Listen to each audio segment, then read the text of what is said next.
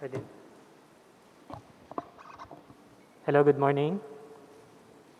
Good morning, participants. We will begin our webinar in a few minutes. A few important reminders before we begin.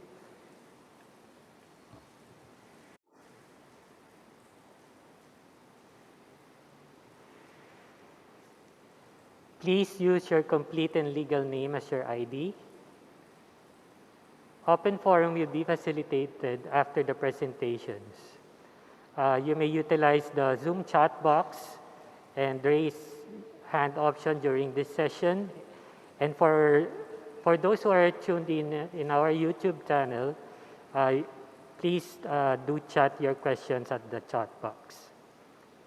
Keep audio and video off during the session to lessen distractions and lagging of connection. At the end of the webinar, a Google feedback form link will be sent through the Zoom chat box before the session ends.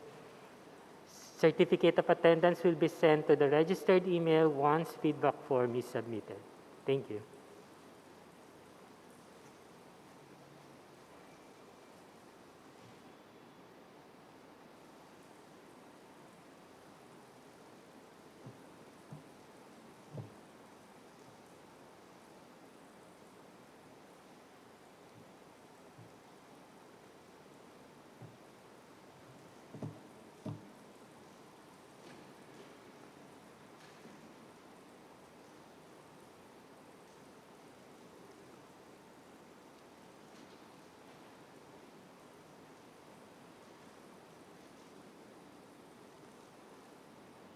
Good morning, dear participants. Welcome to our webinar of Galleons and Churches, Local Influences in Maritime Trade and Architecture in the Philippines during the Spanish colonial period. To officially open our webinar, let me have the honor to present our dear Deputy Director General for Museums, to give the opening remarks. Ladies and gentlemen, Dr. Ana Maria Teresa Labrador. Good morning, ma'am. Hello, good morning. Good morning, everyone. Thank you, Anthony. I'd like to welcome everyone to the second part of this two-part series of talks. Last Friday, we had architect talking about through the churches and built heritage, and we were very lucky to have architect Nelva Haba to be our discussant, no? And it's quite fruitful to have people from from outside the National Museum giving their perspective on what we've done so far, no? And this morning, we're very happy that Mr. Bobby Orillaneda, who is now the head of the Maritime and Underwater Cultural Heritage Division, will give a talk about the trade, maritime trade during the Spanish period. Although the National Museum does not do history as such, no, we actually focus on material culture and other examinations of heritage, no, beyond the what's on the books, no. So archaeology is really quite an important aspect of our work, and this foregrounds actually a project that we're doing at the moment, no, where we're focusing on blue and red pigments. So the title of an exhibition that we are going to install later this year is Pula at Bughaw, Shades of an Emerging Nation, no? And in a way, this is a response to the quincentennial commemorations that have been happening since last year. Also, because we have another project with the artist Elmer Borlongan, and he's actually going to try to use those blue and red pigments that were used in some of our materials that will be displaying in later this year. So we're very happy also to welcome Dr. Michael Canila, who's going to be the discussant this morning. Thank you, Migs, for accepting our invitation, and very nice to see you. Yeah. So I won't keep you any longer. Please listen to this very important discussion between our archaeologists, and let's learn from the program this morning. Thank you. Thank you so much, Doc Anna. Uh, so again, welcome to day 2 of our webinar series of galleons and churches, local influences in maritime trade and architecture in the Philippines during the Spanish colonial period in celebration of the National Heritage Month. Last Friday, we discussed the local influences on Philippine churches, the Nuestra Señora de Kaysasay Church and associated structure in Taal, Batangas, lectured by architect Bernadette Balaguer, with our guest discussant, architect Melba Rodriguez Hava. This morning, our webinar is entitled 300 Years of Maritime Trade in the Philippines, 16th to 18th centuries, the shipwreck evidence. Our lecturer for today earned his master's degree in archaeology at the Archaeological Studies program at the University of the Philippines, Diliman.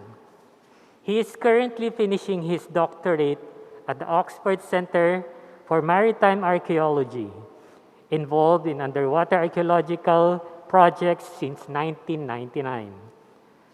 Let us now welcome Officer in Charge of Maritime and Underwater Cultural Heritage Division, Mr. Bobby Aurelionada.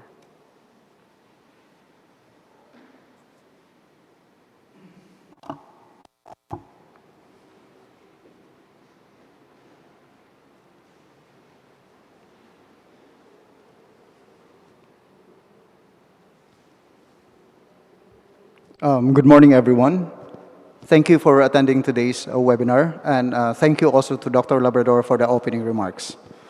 I will be presenting on the topic, 300 Years of Maritime Trade in the Philippines, the Shipwreck Evidence. So the 300 years in this presentation covers the 16th to the 18th centuries.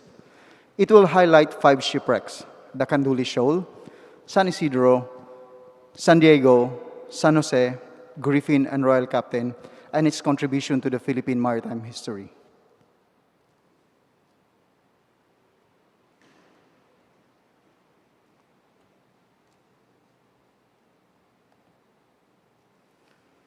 So as Dr. Labrador have mentioned, this presentation is also related to the upcoming NMP exhibition tentatively titled Pula at Bughao, Shades of an Emerging Philippine Nation, that will hopefully happen later this year. Thus, a specific focus for this presentation is on cobalt blue in blue and white ceramics. So the known sources of mineral blue pigment are the lapis lazuli and azurite. Lapis lazuli source were the mines in Bakshan in present-day Afghanistan. While there are many sources of azurite, including here in the Philippines, these are very difficult to mine.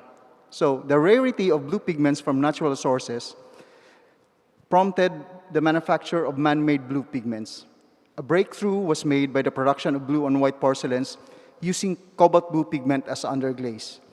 It was identified that the start of using cobalt blue as pigments can be dated to 1479 to 1424 BCE, or before the Common Era.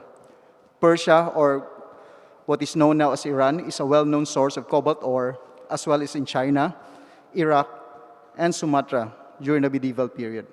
In archaeological context, cobalt blue was well known as pigments for glazes in ceramics and colorants in glasses, including glass beads. The significance of blue color increased as the Chinese blue and white porcelains became popular commodity worldwide. So one of the earliest examples of a blue and white ceramic was found in the 19th century CE Belitung shipwreck in Indonesia, which you can find on the left side of your screen.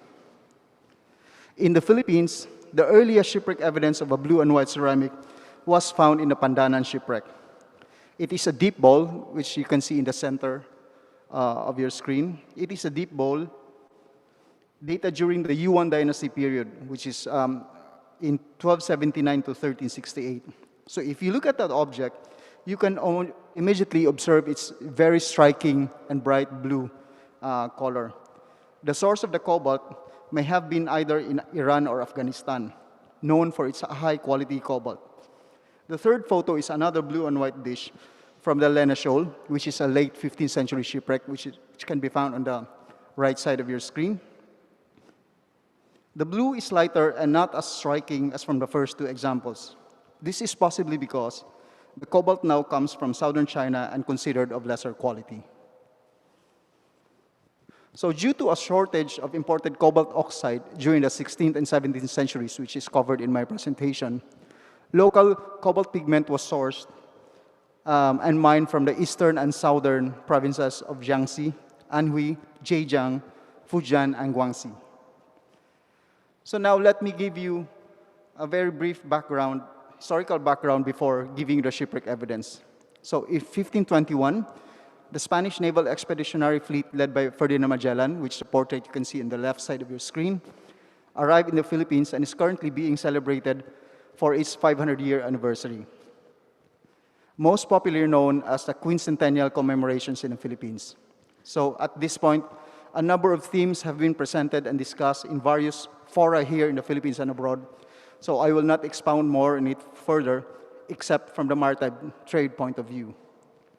So the Spanish mission was a consequence of European territorial, economic, and religious ambitions in Southeast Asia, and primarily driven by the desire to acquire Southeast Asian spice and other natural and manufactured produce that were in growing demand in Europe.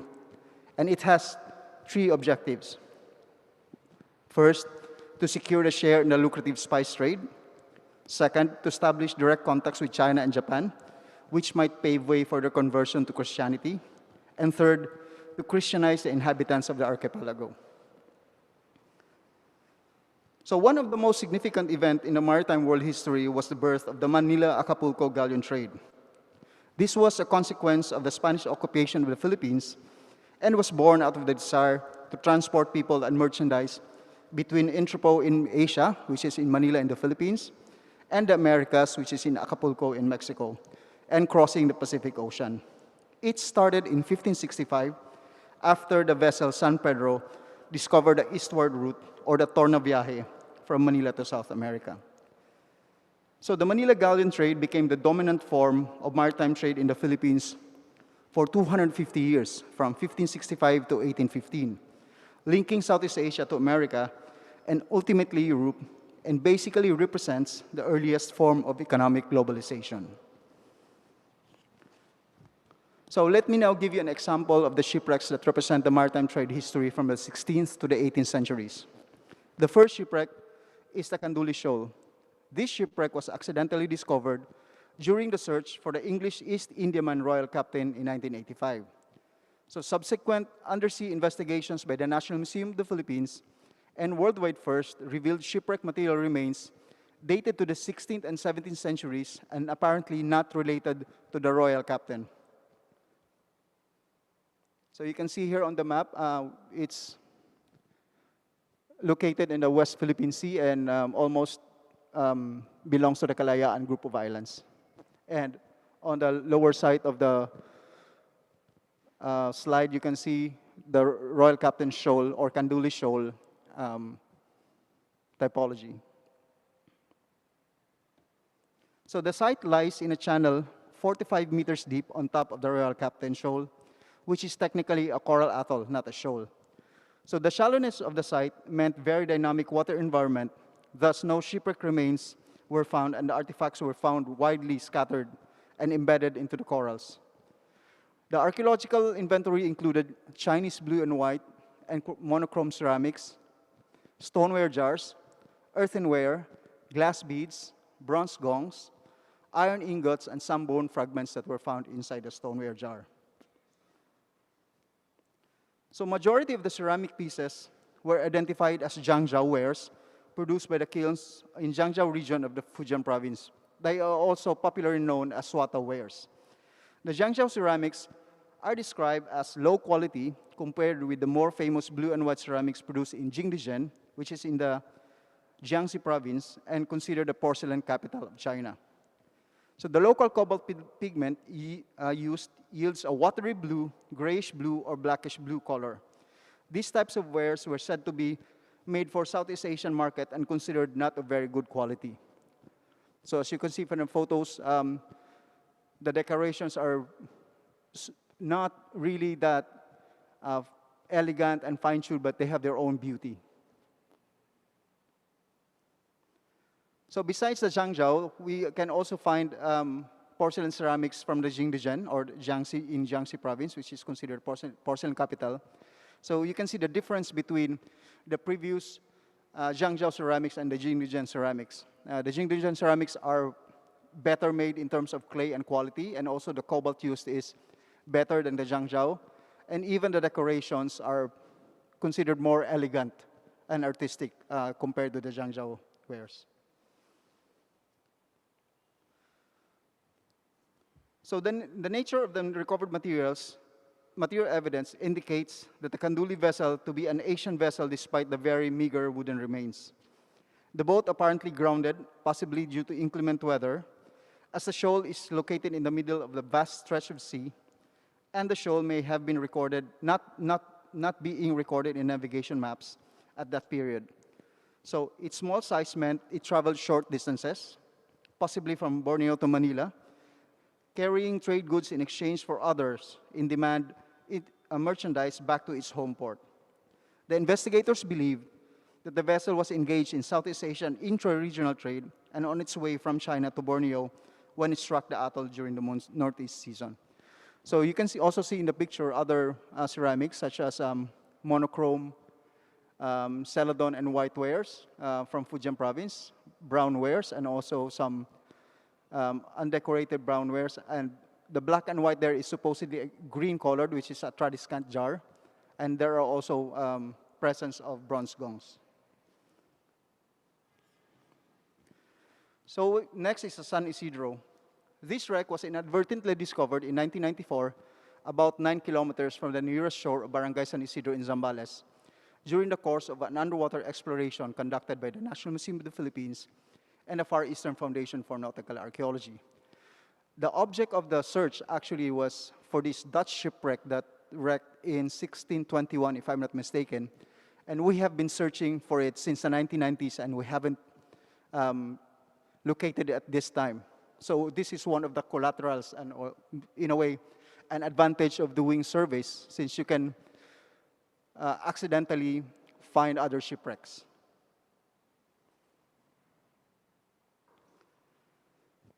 So after the excavation, it was revealed that besides the vessel itself, there have been ceramic dishes, saucers, bowls, jars, lids, and a box from China, Thailand, and Vietnam. So you can see the excavation photos and also the in situ materials.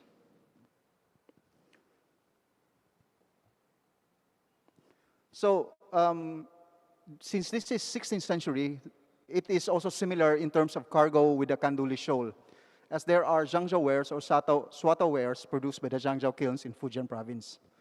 So non-ceramic items include iron bars, cooking cauldrons or wok, a small knife and ecofax, just as betel nuts, coconut, and a piece of root crop locally termed almasiga that is used for lighting fire. So on the right are the examples of the Swata wares or the Jiangzhou wares, and on your left, the one with the blue background is actually a northern Vietnamese blue and white, produced by the Chu Dao kilns in Hai Dung province in northern Vietnam. And these also use source cobalt in northern Vietnam.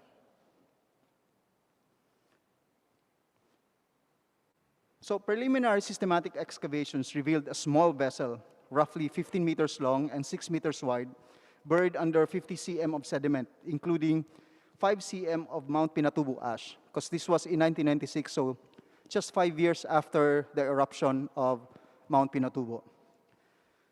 So the analysis of the vessel structure suggested that the vessel may have been a local sailing boat, similar to garay, parao, or barangay boat, with no outriggers and plank built. The vessel may have been used to transport cargo from bigger trading vessels, such as Chinese junks that cannot dock on shore, so directly to the land-based traders. So next we go to the San Diego Shipwreck.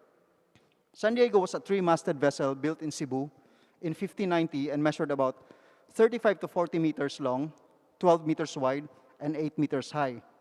It has at least 4 decks and could hold about 700 tons of cargo. Originally a merchant vessel, it was quickly converted into a warship that sank off in Nasugbu, Batangas province during the battle with the Dutch vessel Mauritius in 14 December 1600. This shipwreck has been amply discussed and also posted at the National Museum Facebook page, so you can know the details of the story of the San Diego.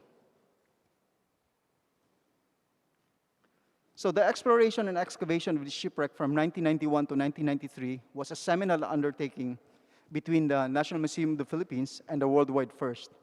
More than 34,000 archaeological materials, including valuable archaeological data that elucidate the maritime culture in the Philippines during the late 16th and 17th centuries were recovered. It was also the first archaeological evidence supporting Spanish shipbuilding tradition in Asia. So a substantial cargo of the San Diego included what is called a crack ceramics. So it is a type of Chinese export porcelain produced mainly in the late Ming Dynasty, starting in the Wanli reign, which is 1573 to 1620. It was among the first Chinese export wares to arrive in Europe in mass quantities. So the wares, the crack wares, are characterized by the arrangement of its ornaments into panels.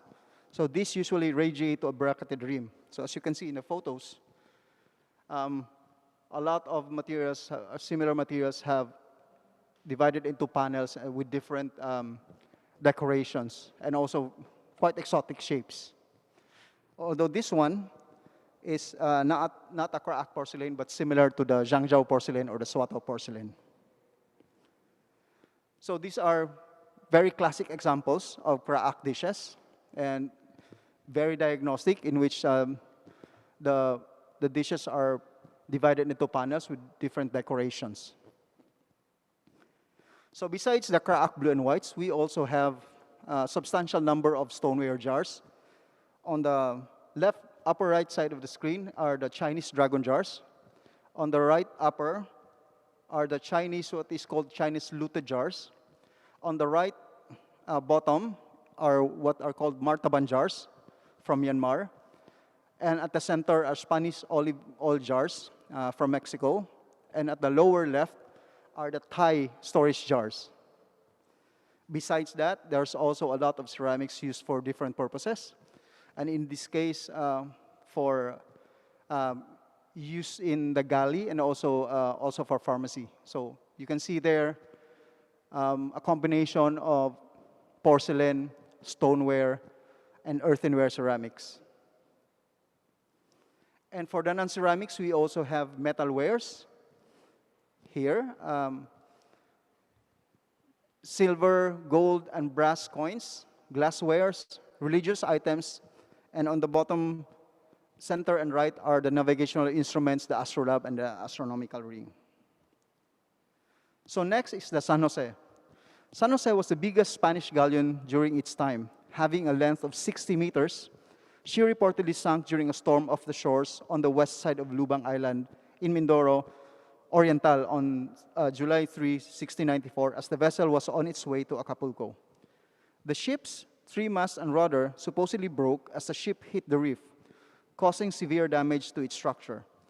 All 400 people on board allegedly perished along with 12,000 pieces of cargo. It was estimated that the wreckage was strewn over a large area, possibly 1 square kilometer, but the main area may be approximately contained in a 300 square kilometer area. So the National Museum of the Philippines carried out search for the San Jose in collaboration with WWF in a 127 square kilometer area covering the waters between Cabral Island and northwest of Lubang Island. So a magnetometer survey was carried out around Tadbak and detected two anomalies. So the beach area in Lubang Island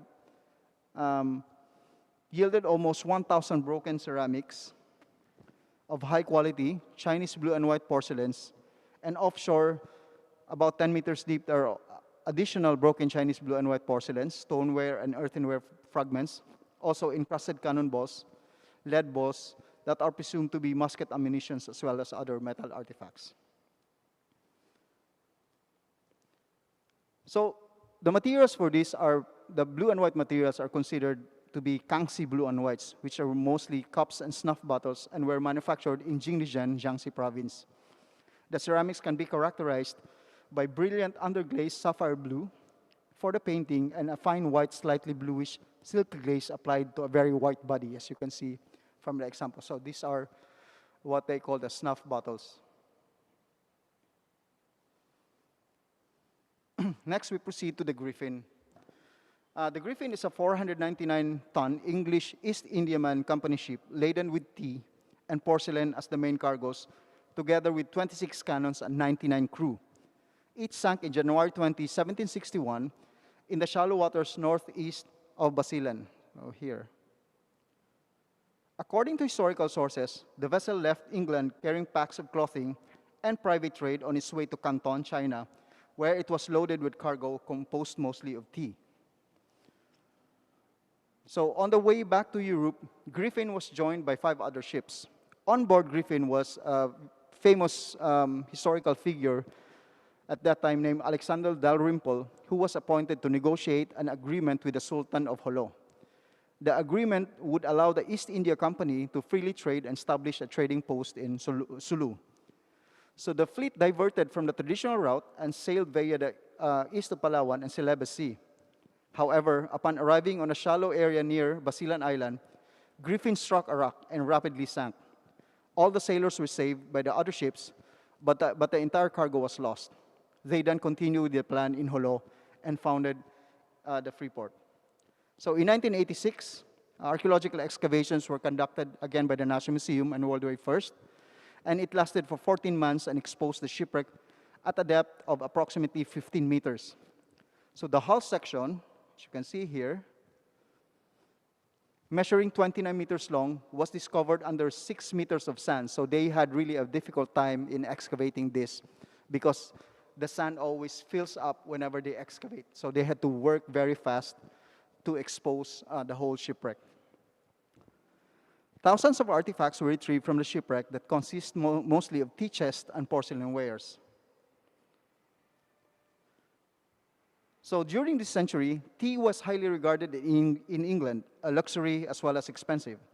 Proof for the demand for tea may also be gleaned by the number of porcelain tea sets retrieved from a cargo.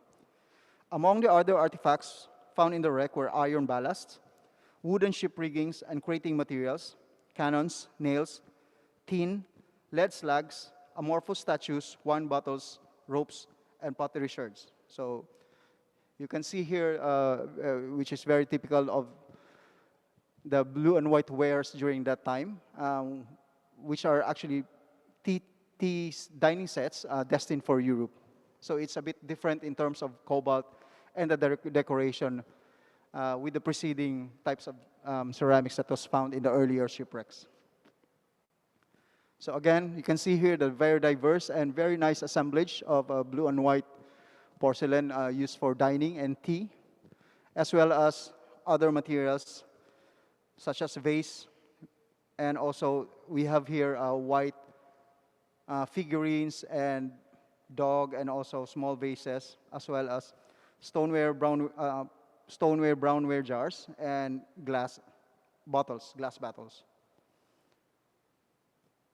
So again, nice photo of the ceramic assemblage from the Griffin shipwreck. So the blue and white ceramics from the Griffin are produced in Jingdezhen using local cobalt sources.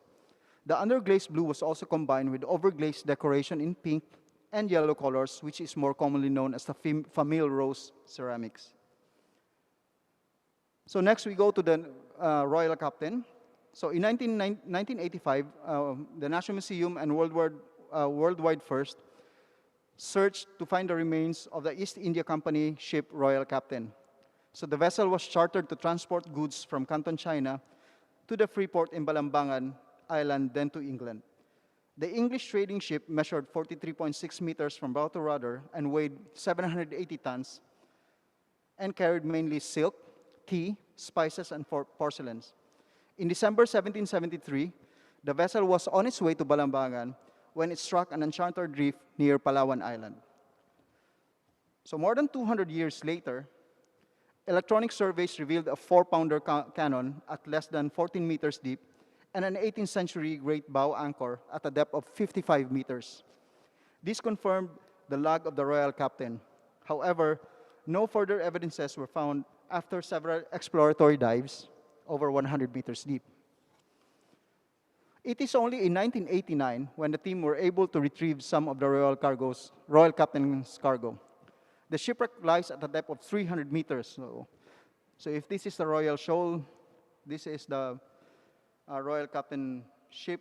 So it floundered up to 300 meters where it settled there. So at this depth, 300 meters, it's impossible for scuba divers to excavate the wreck. For these archaeological excavations, submersibles called the deep rovers that is able to withstand deep sea pressure were used, and which can carry 1 passenger and 1 pilot. So these are the submersibles that was used. They are equipped with multifunctional robotic arms, which you can see here, robotic arms, capable of picking up objects carefully. So if you can see from the materials, even if it's 300 meters, they try to really do an archaeological excavation, like using all these grids and measuring everything that is found there, so that it can be interpreted accurately. So these are some of the artifact assemblages. So approximately 1,847 artifacts, or about 5% of the cargo, were retrieved, including the ship's bell, which was found here at 460 meters below sea level, as well as blue and white porcelains, such as vases, cups, and figurines. So the Chinese blue and whites belong to the Qianlong dynasty and mostly destined for European markets. So again, a snapshot of National Museum researchers, along with some of the Chinese blue and white ceramic assemblage. So to summarize, the 5 shipwrecks represented the different aspects of maritime trade in the Philippines from the 16th to the 18th centuries. The Kanduli Shoal was engaged in Southeast Asian intra-regional trade, while the San Isidro vessel may have been one of the local vessels that catered to the local population based on its small size and cargo. The San Diego, on the other hand, represents a complex story of initially being an inter-island merchant vessel that was converted into a warship to combat the Dutch. Its archaeological assemblage was a mixture of merchant cargo as well as items of luxury, as the vessel was boarded by some of the Spanish nobles in Manila. The San Jose, on the other hand, represents the outbound Manila Galleon, which is the biggest in its time. The Griffin and the Royal Captain highlights the British interest in the maritime and political affairs in the Philippines during the 18th century. So the cobalt used in the Chinese blue and whites has also evolved as the demand for these wares increased exponentially.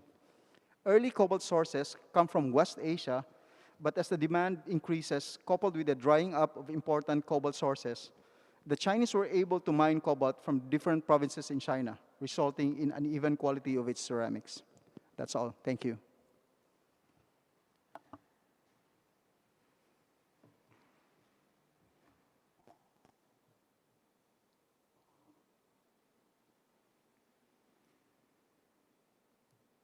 Thank you so much, Sir Bobby. That was a very interesting presentation. So for this morning, we invited a special discussant to join us in today's webinar. And let me have the honor to present to you. He is an associate professor at the Archaeological Studies program of the University of the Philippines, Diliman. He completed his doctorate in anthropology at the University of Illinois at Chicago in 2018. He also completed a master's in environmental and urban geography at UIC in 2017, a master's in anthropology at UIC in 2015, and a master's in archaeology at UPD. He is also a research associate in archaeology with the National Museum of the Philippines. Ladies and gentlemen, let us welcome our guest discussant, Mr. Michael Armand P. Canila. Hello, good morning. Good morning, Sir Migs. Thank you so much, sir. Good morning, everyone. It is a real pleasure to be part of this talk, and I would like to thank National Museum Director General Jeremy Barnes and National Museum Deputy Director General for Museums, Ma'am Ana Labrador, for this opportunity. So I am given 15 minutes for this, and let me start by actually sharing to you that back in 2005, I have already, in a way, talked about our speaker today, President Bobby Orillaneda. So I published in the Test Pit, a publication of the UPASP, his talk on the Tagbita Underwater Archaeology Project. It's just good to go back to that time. And I quote from that article, Kuya Bobby, who holds office in the back then underwater archaeology section of the National Museum, comes from a long history of active involvements in surveys, excavations, and processing of underwater archaeological sites all over the country. Think of any underwater site and he's probably been there. And I think that's very much true up to now. He's seen active duty at sites in Northern Samar, Zambales, Bataan, Palawan, Mindoro, Surigao del Sur, Pangasinan, Batangas, so the list goes on. It's been to these sites. Getting his initial training in underwater archaeology back in 1999 at the Sofronio Española site at Palawan. This underwater Indy, which is the moniker for Indiana Jones, has seen it all from priceless Chinese ceramics to punctured pyrite boots. And you've seen in the presentation story of 5 shipwrecks. So really our speaker today is like OG, to use a term, like original gangster when it comes to underwater archaeology. Anyway, Deputy Director General Ana Labrador mentioned the importance of the pigment blue, which is actually the organizing theme of these series of lectures. And I will devote some time talking about cobalt blue. And of course, cobalt blue as we now see in our Philippine flag. It's interesting to note that you can look at the Indian Ocean, West Philippine Sea as a trade network, and you will have 2 poles within that trade network. And then the 2 poles are actually sprockets that hold a belt, like a caterpillar belt in an excavation truck or an excavator. So the caterpillar belt has 2 sprockets, and that's actually in Iran, Persia back in the day, and China. And this particular system propelled trade and exchange, and it's the exchange of cobalt and porcelain on the one hand. So there's a vogue for chinoiserie, if I'm saying that right, that's French, I believe, in the Middle East. So anything from China, specifically silk, and then porcelain, and then a vogue for Mohammedan in China. So Mohammedan blue, in fact, that's a term they use for the color that's very distinct from Persia. So China imported cobalt from Persia. But then there's also a counter narrative wherein Persia imported porcelain from China. So what I'm getting at is there's also a sort of politics, geopolitics involved. And it's also linked to discussions today. In fact, debates today utilizing archaeometry. So on the one hand, you have nation state Iran, present day Iran, trying to show that it's a Chinese importing cobalt from Persia back then. Then you also have archaeologists in China who are trying to show that actually it's the Persians who reach out to China to get the porcelain. You see, so two sides of a coin. But then if you think about it, it's really, these two things can just come together. They complement each other. They actually, complement, support each other. So it's, the idea in economics of comparative advantage. On the one hand, you have cobalt. On the other hand, you have porcelain. You want the product of the other wants your product as well. So you come and do your exchange. But I guess it's also embroiled in geopolitics, as you see now. And some tools that have been used include chemical trace elements analysis. So, for instance, arsenic is very distinct, they say, from if you have cobalt from Persian mines. So if you have the trace in your cobalt, then it's from Persia. And if there's no arsenic, then it's not from Persia. So some of the tools, techniques that they use just to fuel this geopolitical debate. And which is, of course, something that archaeology is not free from. No? So archaeology is also a tool. You can use it for geopolitical purposes. And shipwreck data, as President Bobby knows, is something that's also being used to fuel this geopolitical claims at the present. Anyway, I just wanted to show you that there's a bigger system, really, that's ensuring all this flow, this trade, this exchange, this link, this trade node that passes through the Philippines. So it's connected to this. No? And of course, it's also important to note that religion plays a big role. So the rise of Islam in Arabia back in 622, as well as the emergence of the Tang dynasty in China in 618. No? So 17th or 7th century, you have all this very good conditions that facilitated this exchange. Specifically, the rule of the Abbasids in Persia. So it signaled commercial prosperity. And this also signaled or brought in more Middle Eastern merchants into the Indian Ocean world. And we have a lot of historical texts to support that. This diaspora of sorts of Middle Eastern merchants, China, and of course, not only China, but also here in the Philippines. So we have diasporas of Middle Easterners here, as well as Indians from India. So historical texts also talk about how fascinated the Middle Easterns were with the porcelain.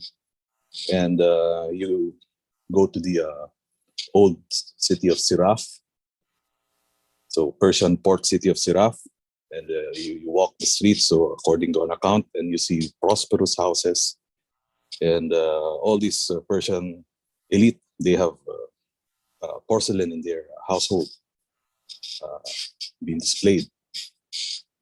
So you also have accounts from Ibn Battuta, and of course Chao Jukwa, this one 12th and 13th century, which talks about the Arab trade and the fact that the ceramics were very important, that they were already quite expensive, this particular qualities. Even Zheng He, the general Chinese, or rather Admiral Zheng He, was fascinated when he saw cobalt packed on the back of camels that traveled thousands of kilometers from the mines in Persia in one caravan season. So yun yung Eastern trip, and then on the return trip, which is 1 or 2 seasons later, they then have porcelains in the back, no? So the Silk Road, or yeah. But so you see how these are snippets, if you want, or vignettes of that particular exchange. Again, comparative advantage of the Persian region and then Chinese region. Then you have products circulating in between. But if you talk about poles, arguably the poles would be the trade of cobalt and Mohammedan blue and porcelain. So right now I'm at I think around 10 minutes, or yes, around 10 minutes. So I just wanted to point that out, that there is like a multi-scalar view into this very rich data that our speaker presented on shipwrecks. So he focused on the 5 shipwrecks, and then you look at the cargo hold of these shipwrecks. These are varied underwater artifacts buried in the cargo holds. But yeah, it relates back to these 2 poles, arguably the pole of cobalt on the one hand and porcelain on the other hand. Because you wouldn't have your very nice Jingdezhen or Ming Dynasty blue and whites if not for that trade and exchange. As our speaker rightly pointed out a while ago, the quality of Jingdezhen is far more superior compared to the other blue and whites, the Zhuotao or other Chinese blue and whites. So I guess with that, I want to congratulate President Bobby Aurelianeda, Kuya Bobby, on your talk, and I want to thank everyone. Have a good morning, everyone.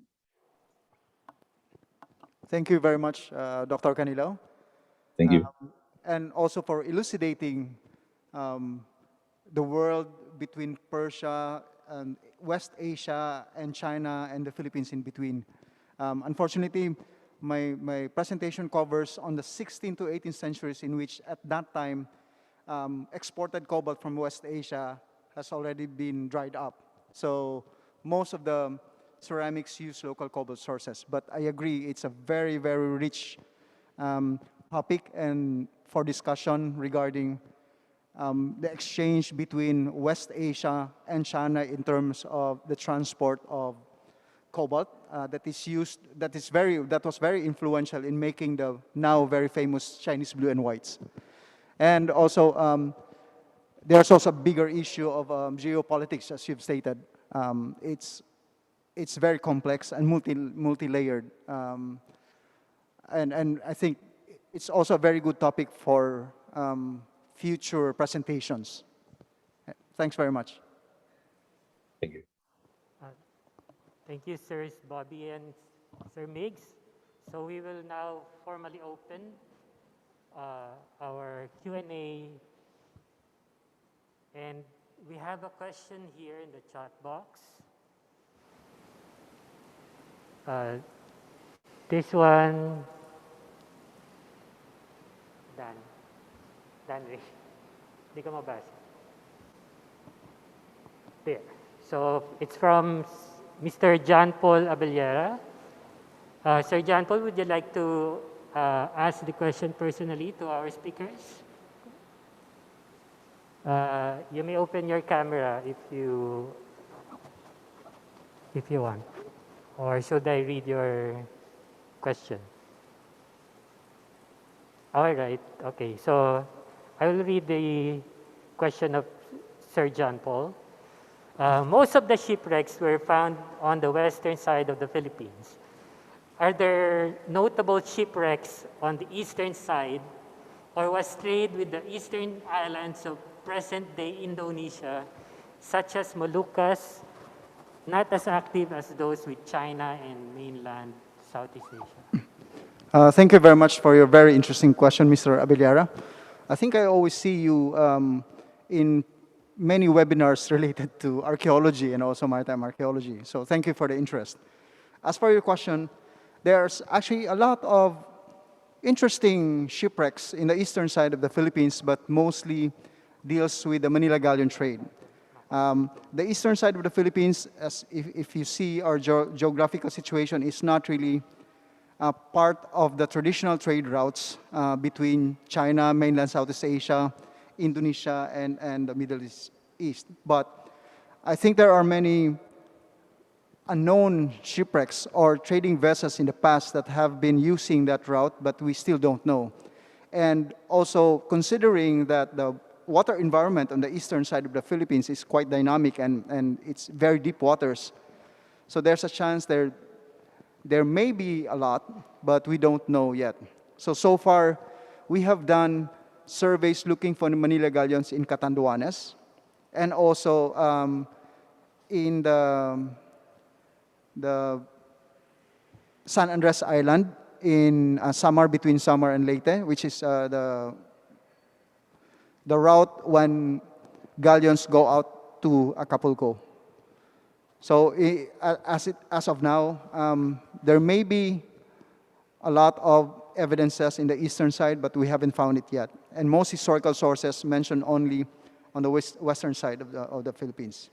Thank you. Thank you, Sir Bob.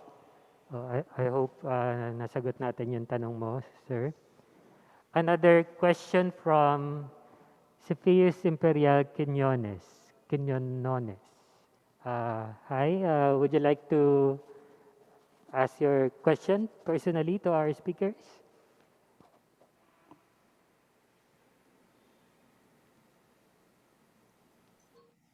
Okay. Okay. Good morning, sir. Yes, good morning. Morning. There are at least two deep submergence vehicles shown. Do we own or rent them? How deep can they facilitate deep sea excavation? Thanks very much for your question, Mr. Quinones. A very interesting name, Cepheus Imperial. So the submersibles, the deep rover submersibles that was used during the excavation of the Royal Captain Shipwreck was only rented by our partner company, which is the worldwide first. Unfortunately, we cannot afford to buy one, and also it's more practical to rent one as against buying one, because these technologies are constantly changing. So once you buy them, as I say, like computers, there are other models that has come out. So the most practical thing is to rent, and they did rent the two submersibles used for the excavation. Thank you. All right. Salamat po. Thank you. We're also streaming live via our YouTube channel. So for those who are in tune in our YouTube channel, you may ask your question at the chat box. And we got one question from one YouTube user, Renacimiento Manila. Much respect over marine archaeology. It's a comment. All right. Feel free to ask questions. A very interesting topic. I know marami tayong gustong malaman pa aside from those discussed. So feel free to ask.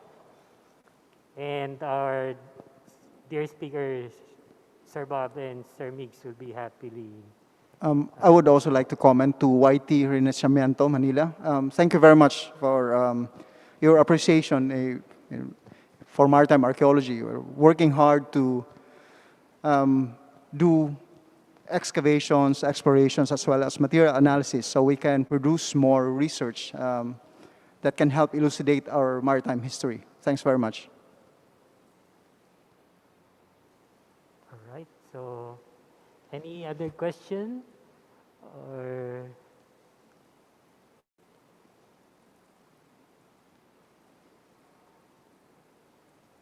perhaps I can ask one, Sir Bob. I'm curious, how does it feel working underwater when you have field work? Just a few experience.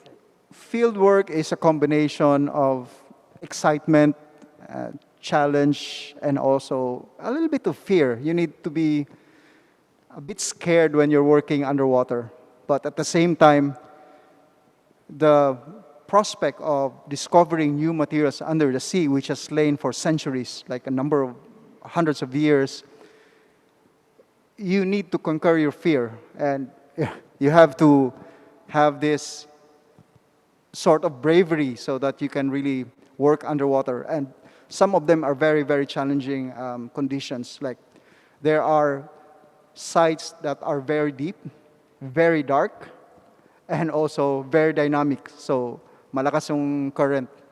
So it's very hard to excavate when you're in that kind of situations. And also sometimes you have to work literally blind because of the suspended particles when you start to work. But you know, all these things you forget once you excavate and discover things. All right. And the prospect of really of helping telling the story of these objects to the public after hundreds of years makes you motivate to work more. And even here in the laboratory, because excavation and the field work, exciting as it is only part of the process. An equal part of the process is also the actual analysis of the materials in the laboratory. So some of them you don't really know, like some of them have mud and concretion, and then when you take it out, then you will see like the beauty of ceramics and even the metals that you don't know that they are like that. So, and also the analysis of materials like the cobalt and even other glazes also helps us understand the story of the ceramics, where it was discovered, where it was produced, how it was transported from one point to the other, and its ultimate destination. So if you, as an archaeologist, this is one of the most important things that we can do, is that we tell the story of our history through the material evidence. Thank you, sir. It's very inspiring to hear that. I have high appreciation with your work, and bilang mga museum employees, that's where we got our fulfillment, so to speak, when we were able to present to our viewing public our fruits of our labors. So, and speaking of that, kahit po pandemic, the National Museum of the Philippines continue to bring exhibitions through online. Kahit po sarado kami, we have our Museums from Home program, so you may continue to see our work in our social media platforms. We have our Facebook page, we have Twitter, we have Instagram, and for those who are watching now in our YouTube channel. So, okay, so here's another comment. This one came from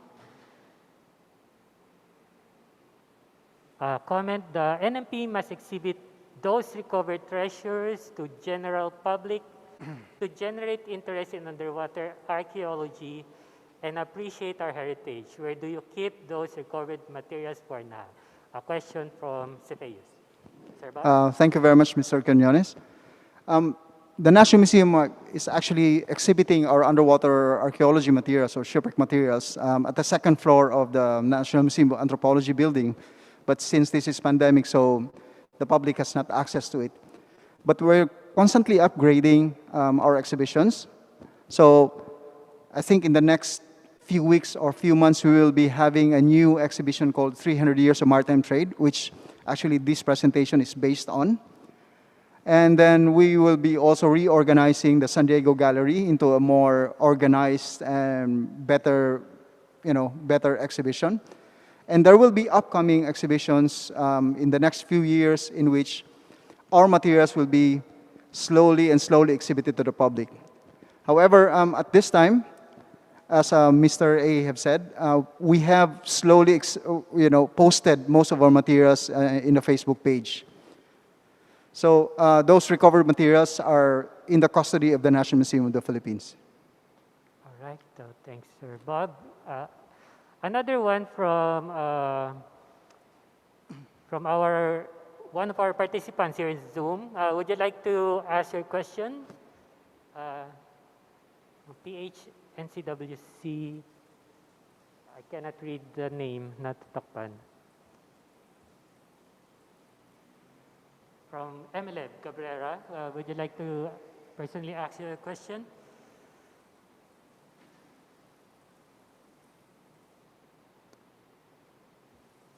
All right. Okay, so I think I'm going to read this one. Since the law provides that all archaeological or anthropological objects found underwater are owned by the state, specifically RA 166, what are the mechanisms that the museum undertake in order to ensure that discovered shipwrecks will not be desecrated by possible robbers who possess the capability to access them underwater? Yeah. Thank you very much. I don't know if Mr. or Miss Cabrera for that question. Yes, RA 10066 has actually improved in terms of the National Museum's control of the materials that are now under the custody of the National Museum. In terms of the mechanisms that the museum undertake in order to ensure the discovered shipwrecks, like the desecration by grave robbers, we actually have, the division is now, I think, in the process of transitioning from the National Museum to the National Commission on Culture and the Arts. That was the Cultural Properties and Regulatory Division.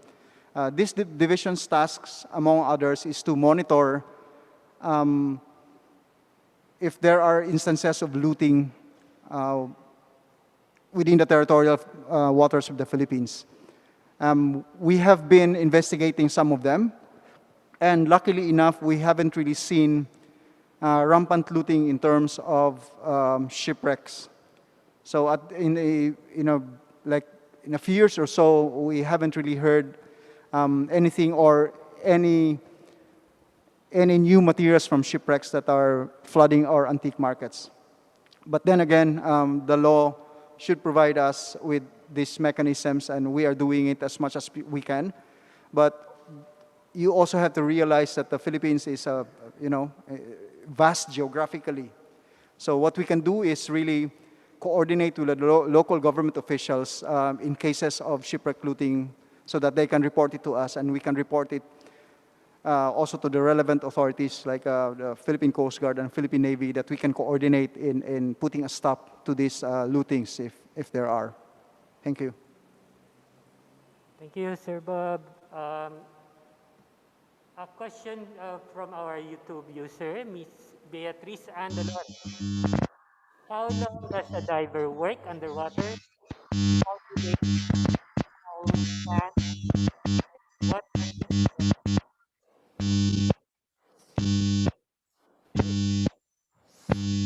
six feet under the sand? And how long is the overall project? There's a follow-up question. Whenever I go to there's a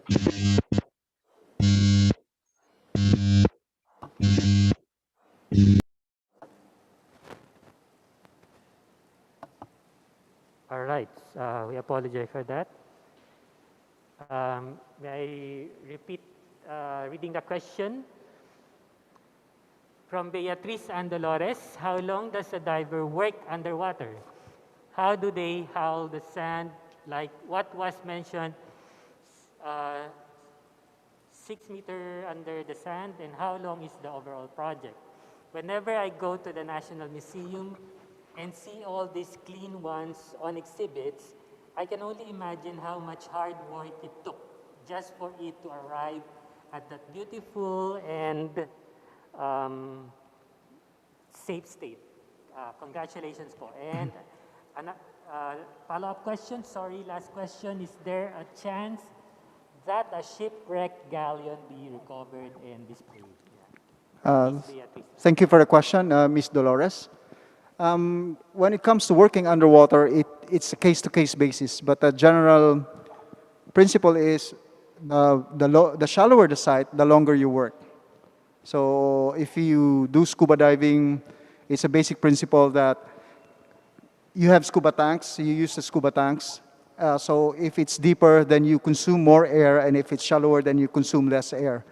So it also applies to the excavations. So deeper, shorter time, shallower, longer time. And also, with regards to the hauling of the sand or any sediments for that matter that is the overburden of the shipwrecks, we use water dredge. It's sort of a vacuum cleaner that removes the sand slowly because we don't want really to destroy the materials that are under the seabed. So we transfer the sand from the shipwreck itself away from the shipwreck. So nililipat lang namin yung sand from this area where we are working on to another area where we don't work on. So again, the length of the project is also dependent on a variety of factors, which is the depth of the site, and also how big is the shipwreck, so among other things. So there can be many variables that affect on the lengthiness of the overall project. Okay, I hope na sagot yung tanong mo, Ms. Beatrice Ann. So we have another question from Malot. Hi Malot, would you like to personally ask the question?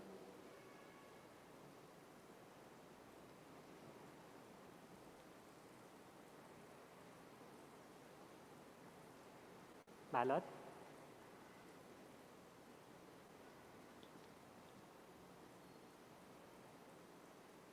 Okay, baka may delay from Ilocos, Malot Ingel. The question is, meron na po bang publications ang NM regarding the shipwrecks? I mean, after San Diego po. Thank you, Ms. Malot. Actually, marami naman tayong publications. Yung San Diego lang talaga yung medyo nagiging sikat. Pero marami na din libro. Kami mismo, yung mga personal ng MatchD, meron din kaming publications on different shipwrecks. So if you're interested, we can send you PDF copies of these publications. Salamat. Okay, another question from John Paul. Can I ask another question? Sure. Please do so. What's the process if an average person discovers an underwater artifact? Who should be contacted? Should the artifact remain underwater? All right, that's the question. Okay. Thanks again, Mr. Abellera. If an average person, like a scuba diver, finds something which he thinks are historically significant, he should write to the National Museum. So, kay Director General Jeremy Barnes, and you state there, the circumstances of the discovery, and if you can have photos of the discovery, but never take out the artifacts underwater. For us, archaeologists, ang pinaka-importante is for an artifact to remain where it is, or tinatawag lang in situ, kasi it is where we base our studies if the artifacts is in its original position. So, to cut it short, pag may nakita kayo, leave it there, and then document it, and then write a letter to the National Museum so we can investigate. Salamat. another one from Mallet. Thanks po. Can you make this available through the NM website or page po? Like what's being done with the catalogs of the FAD. Okay, Ms. Malot, we will work on it. We will discuss it with kung sino man yung namamahala with the website, and if we can do it, then of course, we will. Thank you. And from CPACE again, requesting for a PDF copy of those publications. Okay, I'll send you some of our publications, Mr. Quinones. Thanks. Any other question?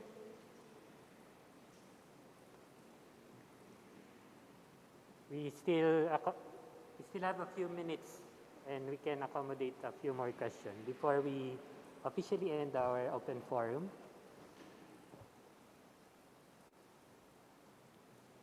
All right.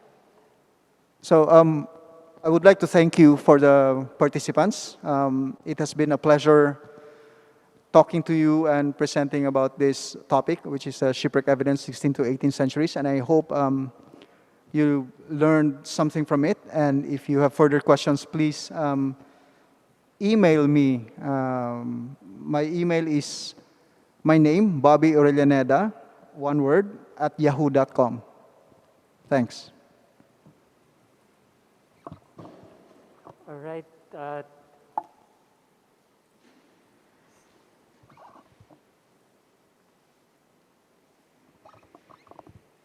So before we officially end our webinar, we would like to request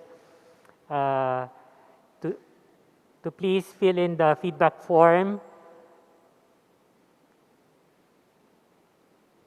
there. It's already posted sa chat box, so you can also get your e-certificate.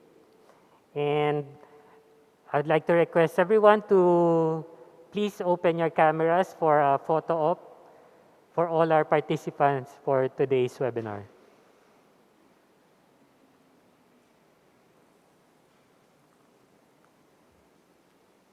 All right. You may flash your best smile. If you're wearing a face mask, let's smile with our eyes. And that's somehow the new normal.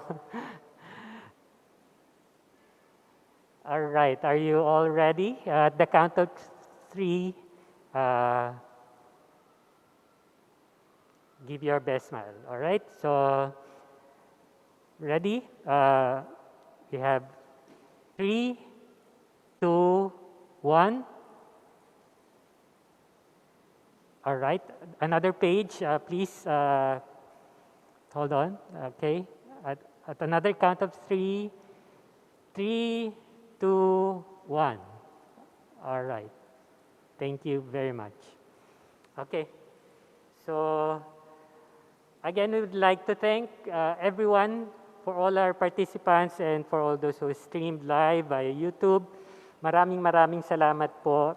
It's such a pleasant morning for us to share this heritage to all of you. Ang mga kwentong pamana na ipapamahagi natin to the next generation of the Filipinos. So, to everyone, happy National Heritage Month. So, please subscribe and like our YouTube channel. It's National Museum of the Philippines. Our Facebook page is National Museum of the Philippines, and we also have our Instagram and Twitter account. It's @National Museum PH. Right. So again, thank you everyone, and have a great day ahead.